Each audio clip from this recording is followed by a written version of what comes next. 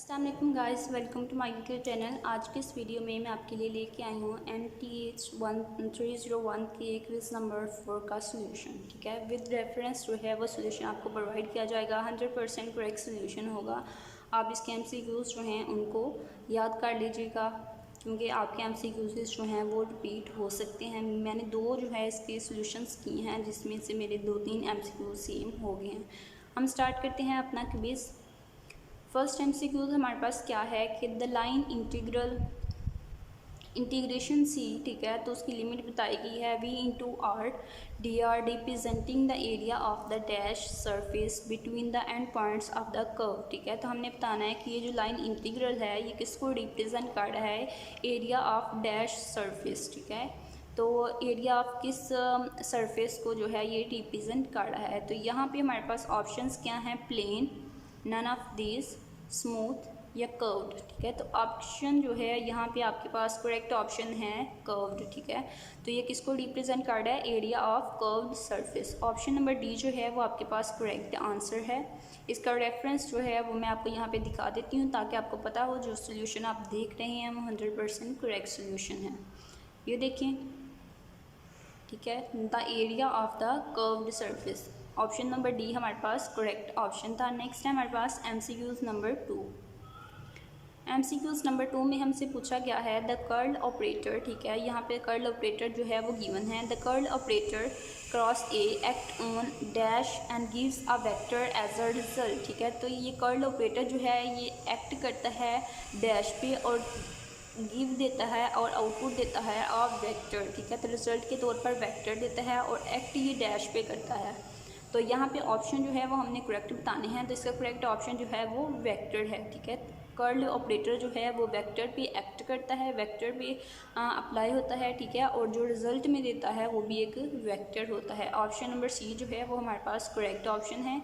यहाँ पे इसका रेफरेंस जो है वो भी मैं आपको दिखा सकती हूँ। ये देखिए, the curl operator act on a vector and gives another vector. ठीक है, एक्टर वेक्टर पे एक्ट करता है और रिजल्ट के तौर पर भी हमें वेक्टर ही देता है। नेक्स्ट है हमारे पास ऑप्शन नंबर 3।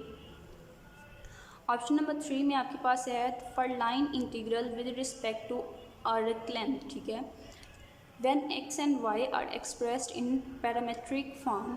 तो यहाँ पे एक एक्सप्रेशन गिवन है वेयर ds। ठीक है, तो यहाँ पे हमने ds बताना है, यानी कि हमने आर्क लेंथ की पैरामेट्रिक फॉर्म जो है वो बतानी है। ठीक है, तो आर्क लेंथ की पैरामेट्रिक फॉर्म क्या होती है, सबसे पहले आपने जो है वो अपने माइंड में लेके आना है कि आर्क लेंथ का फार्मूला क्या होता है।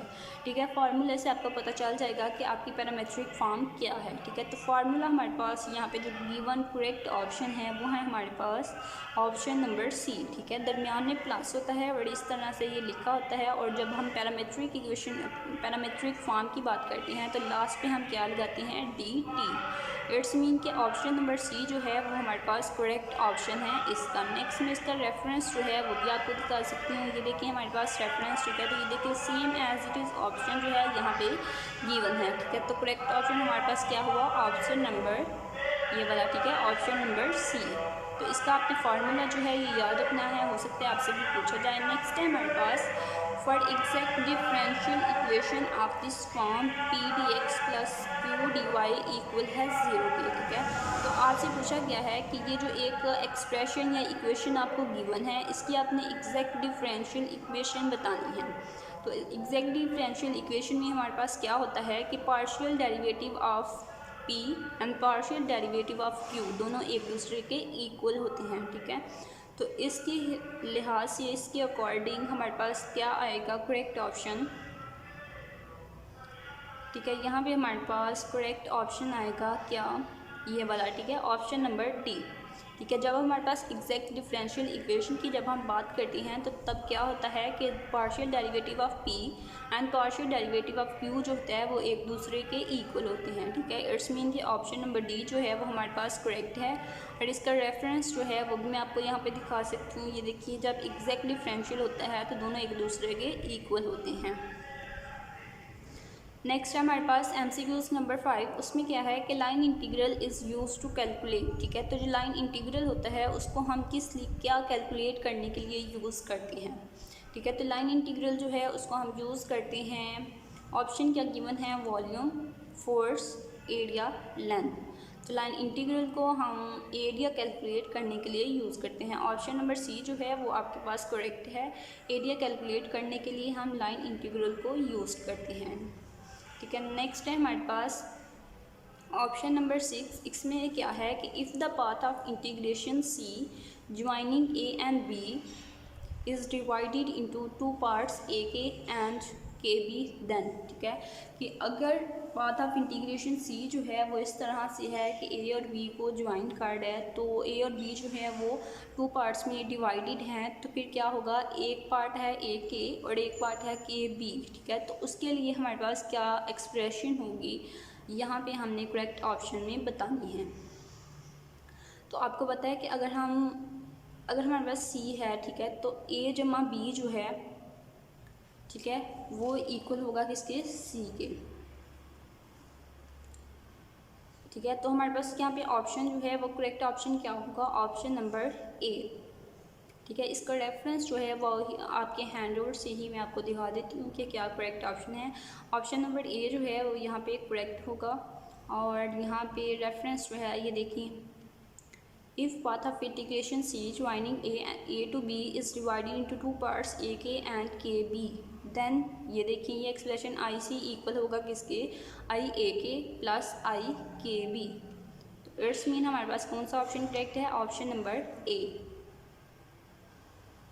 नेक्स्ट है आपके पास ऑप्शन नंबर सी।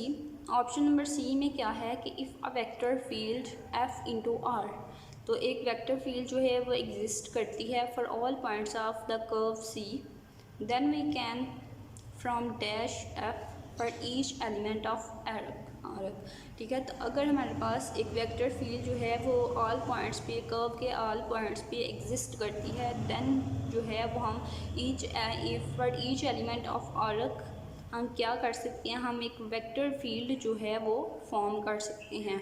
यहाँ पे करेक्ट ऑप्शन क्या होगा आपके पास, vector field. Option number B जो है वो आपके पास करेक्ट ऑप्शन है, और यहाँ पे इसका रेफरेंस जो है वो मैं आपको दिखा देती हूँ। ये देखिए हमारे पास वेक्टर फील्ड है कि if a vector field F R exist for all points of the curve C, then for each element of arc we can form a scalar product F, ठीक है। तो करेक्ट ऑप्शन क्या है कि वो हम उसके लिए क्या फॉर्म कर सकते हैं, हम उसके लिए स्केलर फील्ड जो है वो फॉर्म कर सकते हैं। ऑप्शन नंबर ए जो है वो आपके पास करेक्ट ऑप्शन है। नेक्स्ट है हमारे पास ऑप्शन नंबर 9। ऑप्शन नंबर 9 में क्या है कि sign of a line integral is reversed when the direction of integration along the path is reversed, ठीक है। तो ये एक प्रॉपर्टी जो है वो लाइन ऑफ इंटीग्रल की एक प्रॉपर्टी बताई गई है, तो हमने बताना है कि प्रॉपर्टी ट्रू है या फिर फॉल्स है। प्रॉपर्टी क्या है कि लाइन ऑफ इंटीग्रल को जब हम sign of line integral is reversed, ठीक है, कि जब हम इंटीग्रेशन की डायरेक्शन जो है वो चेंज करते हैं, उसका पाथ जो है वो रिवर्स्ड करते हैं, तो लाइन ऑफ इंटीग्रल का साइन जो है वो भी रिवर्स्ड हो जाता है, ठीक है। जब हम इंटीग्रेशन की डायरेक्शन को या पाथ को रिवर्स करते हैं तो क्या होता है कि साइन भी रिवर्स्ड हो जाता है, ठीक है। तो ये हमारे पास प्रॉपर्टी जो है ये हमारे पास करेक्ट प्रॉपर्टी है। इट्स मीन कि हमारे पास ट्रू ऑप्शन जो है वो करेक्ट आएगा, ऑप्शन नंबर बी। इसका रेफरेंस भी मैं आपको दिखा सकती हूँ। ये देखिए हमारे पास प्रॉपर्टी गिवन है कि sign of line integral is reversed when the direction of integration along the path is reversed. It's mean कि ये स्टेटमेंट जो थी हमें ऑप्शन में गिवन थी वो 100% ट्रू है। नेक्स्ट है आपके पास MCQs number 10 and last one MCQs। इसमें क्या है कि one of the line integral property, again हमें एक प्रॉपर्टी जो है लाइन इंटीग्रल की वो पूछी गई है, तो लाइन इंटीग्रल की प्रॉपर्टीज़ को आपने ध्यान से देख लेना है MCQs को सॉल्व करने से पहले।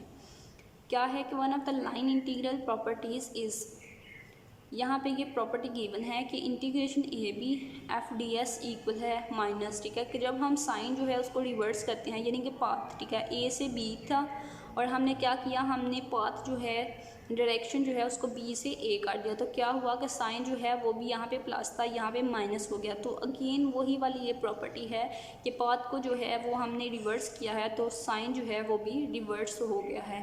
तो यहाँ पे भी हमारे पास अगेन क्या आएगा, ट्रू। ऑप्शन नंबर बी जो है वो हमारे पास यहाँ पे करेक्ट ऑप्शन होगा। इसका रेफरेंस जो है वो भी मैं आपको दिखा सकती हूँ। ये देखिए हमारे पास ये प्रॉपर्टी है कि इंटीग्रेशन, ठीक है, ये वाला।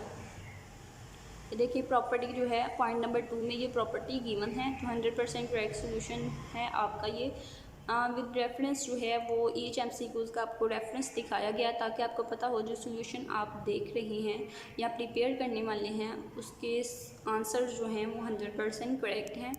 मज़ीद सोल्यूशंस के लिए आपने चैनल को सब्सक्राइब करना है और चैनल के साथ अटैच हो जाना है ताकि आपको मज़ीद सोल्यूशंस मैं प्रोवाइड करती रहूँ।